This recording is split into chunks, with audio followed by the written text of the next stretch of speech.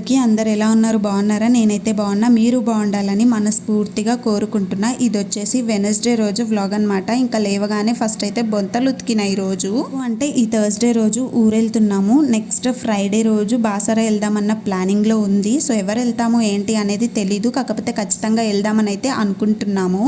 ఎలాగో టెంపుల్కి కదా వెళ్ళేది, సో అన్ని క్లీన్ చేసుకొని వెళ్ళినాం అనుకో మనకు కూడా కొంచెం ప్రశాంతంగా అనిపిస్తుంది అని చెప్పేసి ఇంక ఈ రోజు అయితే బొంతలు అయితే ఉతికేసిన. ఒకటి నేను ఉతికిన, ఒకటి మా ఆయనతో ఉతికిపించిన.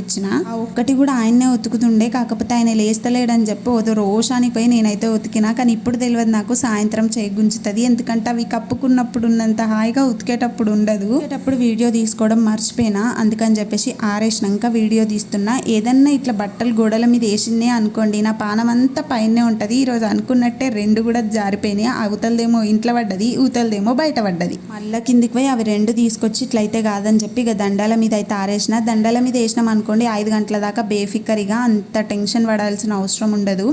నార్మల్గా గాలి ఉండదు, బట్ ఈరోజు ఏందో విపరీతమైన గాలి ఉంది. ముందే అనుకున్న పడతాయేమో అని నేను అనుకున్నట్టే అయ్యింది. అయిపోగానే ఫస్ట్ అయితే బ్రష్ చేసుకొని టీ అయితే తాగేసినాం. ఇంకేముంది, వంట పని చేసుకోవాలి, స్నానాలు, బట్టలు, ఈ 3 పనులు బ్యాలెన్స్ ఉండిపోయినాయి. ఇంకా నేనైతే ఫస్ట్ రైస్ అయితే పెట్టేసి టీ అయితే తాగడానికి కూర్చున్నా. టీ తాగేసి అట్లనే కర్రీలోకి బెండకాయలు కూడా కట్ చేసి పెట్టుకున్నా. అంతలోపు అన్నం ఉడికిపోయింది.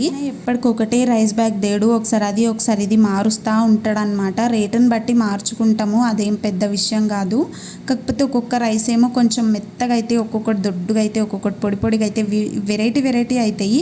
ఇవి ఏందో తెలియదు, ఎంత పలుకు మీద వంపినా కూడా జర మెత్తగా అయిపోతుంది అనమాట అన్నము. మా ఆయనతో అదే చెప్తున్నా, ఎప్పుడు తెచ్చేది దేకనంట మార్చి తెస్తున్నాం అని చెప్పేసి. కాకపోతే మనకు రీజనబుల్లో ఉన్నది తెచ్చుకోవడం బెటర్ కదా. ఇంకా మెత్తగైనా పర్వాలేదు, బుడ్డోడు తింటాడు. ఇక నేను మా ఆయన అనుకోండి ఎట్లున్నా అడ్జస్ట్ చేసేసుకుంటాము.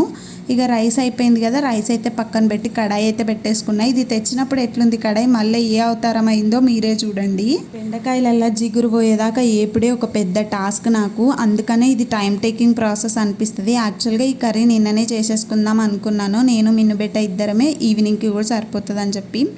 కాకపోతే ఇవి కట్ చేయడం ప్రాసెస్, ఏగడం ప్రాసెస్ లేట్ అయిపోతుంది అని చెప్పి ఇంక ఈరోజు అయితే పెట్టుకున్నా. యాక్చువల్గా టమాటా వేసి కర్రీ చేద్దాం అనుకున్నా, ఆ జిగురుకి కర్రీ నేను తినలేను, మా ఆయన కూడా తినలేడు. అందుకని చెప్పేసి ఇంక ఈ విధంగా ఫ్రై అయితే పెడుతున్నా. ఫ్రై టేస్ట్ బాగానే ఉంటుంది, తినగలుగుతాము. కాకపోతే ఆయిల్ కొంచెం ఎక్కువ పీల్చుతుంది. ఏదైనా అంతే కదా, మన నోటికి మంచిగా అనిపించింది హెల్త్కి మంచిది కాదు, హెల్త్కి మంచిగా అనిపించింది మన నోటికి మంచిగా అనిపించదు. అట్లనే ఆయిల్ కొంచెం ఎక్కువైనా పర్వాలేదని చెప్పి ఈరోజు అయితే ఫ్రైయే పెడదామని డిసైడ్ అయిపోయినా. పెళ్ళి కాకముందు బెండకాయ అంటేనే ఆమడ దూరం ఊరికే నేను ఇప్పుడు బెండకాయ ఫ్రైని అంత ఇష్టంగా తింటున్నా. అవును, నాకు ఒక డౌట్, బెండకాయ తింటే మ్యాథ్స్ వస్తుంది, దొండకాయ తింటే మతిమరపు వస్తుంది అన్నది ఎంతవరకు నిజం నాకైతే తెలియదు. కానీ మా మమ్మీ పెళ్ళి కాకముందు ఊకే స్కూల్ చదివేటప్పుడు అంటుండే నన్ను, బెండకాయ తినకే మ్యాథ్స్ రాదు అని చెప్పేసి. ఆల్మోస్ట్ నాకు రాదనుకోండి, బెండకాయ కదా సారీ దొండకాయ, ఆల్మోస్ట్ నాకు మ్యాథ్స్ అంతంతే వచ్చు. దొండకాయ అంటే నాకు చాలా ఇష్టము. దానివల్లనేనా అంటే నాకు రీజన్ తెలీదు, అందుకే మీకైతే అడుగుతున్నా. ఇంక ఇప్పుడు ఇక్కడ ఫ్రై చేసేసుకున్నాం కదా, మంచిగా జిగురు అయితే పోయింది. ఇప్పుడు దీన్ని పోపు వేసుకోవడమే. నేను ఆనియన్స్ కానీ పచ్చిమిర్చి కానీ ఏమీ వేయను, జస్ట్ కరివేపాకు, జీలకర్ర, ఆవాలు అయితే వేస్తాను. అండ్ ఇంకొక డౌట్, ప్రతి కర్రీలో జీలకర్ర ఆవాలు రెండు ఎందుకు వేస్తాము? జీలకర్ర అంటే ఓకే కొంచెం డైజెషన్ అవుతుంది కాబట్టి వేస్తామేమో, ఆవాలు ఎందుకు వేస్తారు నాకు అర్థం కాదు. కానీ అందరు వేస్తుర్రు అనేసి నేను వేసేస్తున్నా. కర్రీ అయితే జరుగుతుంది. ఇంకా వాష్రూమ్లో హార్పిక్ కూడా వేసేసిన అనమాట. సారీ, వాష్రూమ్ కడిగేసిన. ఇంకా స్నానానికి వెళ్ళిన నేను స్నానం కూడా చేసుకొని వచ్చేసి ఇంకా ఇక్కడైతే బెండకాయ కర్రీ అయితే ఫైనల్ టచ్ చేస్తున్నా. ఇక మా హస్బెండ్ అయితే స్నానాలకు వెళ్ళిండు, బుడ్డోడికి అయితే స్నానం చేయించాలి. ఇంకా వాళ్ళిద్దరు స్నానం చేసేస్తే ఇంకా బట్టలు ఉతికేసుకొని లంచ్ చేసేయడమే.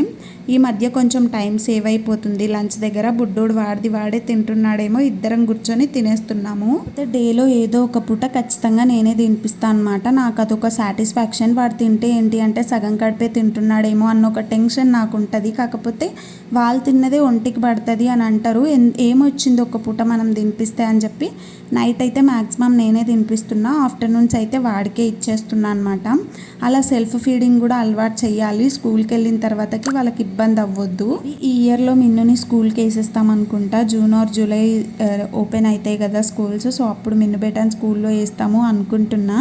సో అందుకని చెప్పేసి ఇంకా అక్షరాభ్యాసం కూడా చేపించేస్తే ఒక పని అయిపోతుంది అని చెప్పేసి ఈ ఫ్రైడే అయితే అనుకుంటున్నాము. చూడాలి మరి ఏమవుతుందో.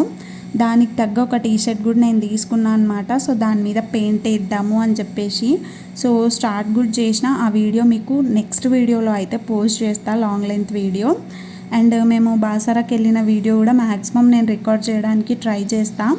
సో అది మాత్రం నేను మళ్ళీ ఇంటికి వచ్చిన తర్వాతకే పోస్ట్ చేయగలుగుతా అనమాట. నాకు తెలిసి మేబీ ఇప్పటికీ 3 వీడియోసే అనుకుంటున్నా నేను.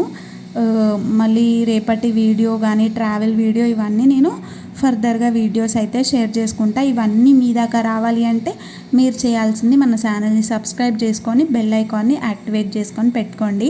సో నేను ఎప్పుడు ఏ వీడియో పోస్ట్ చేసినా మీకు నోటిఫికేషన్ అయితే వస్తుంది. ఇక్కడ మన బెండకాయ ఫ్రై అయితే రెడీ అయిపోయింది. ఎట్లా అయిందో ఏమో అనుకున్నా కానీ నేను నిజం చెప్తున్నా, ప్రతి కర్రీ నేను టేస్ట్ చూస్తా, సాల్ట్ ఎక్కువ తక్కువ. బట్ ఈ కర్రీ అయితే అస్సలు టేస్ట్ చూడలే, బట్ ఎక్సలెంట్గా వచ్చింది.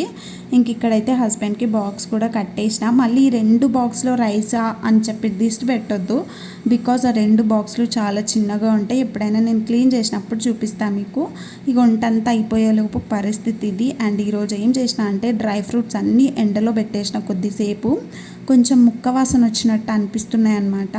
సో అందుకనే కొంచెం ఎండలో పెట్టుకున్నాం అనుకోండి, ఆ వేడికి ఇంకా స్మెల్ అనేది ఎగిరిపోతుంది. సో స్టోర్ చేసుకోవచ్చు. యాక్చువల్గా నేను ఫ్రిడ్జ్లో పెడతాను, మా ఆయనతో మొత్తుకుంటే గివి కూడా ఫ్రిడ్జ్లో పెడతావా అని ఆయన నన్ను పొల్లు తిడుతున్నాడు. మీలో ఎవరికైనా తెలిస్తే చెప్పండి, డ్రై ఫ్రూట్స్ని ఫ్రిడ్జ్లో స్టోర్ చేసుకోవచ్చా లేదా అనేసి. Let me know in the comment section.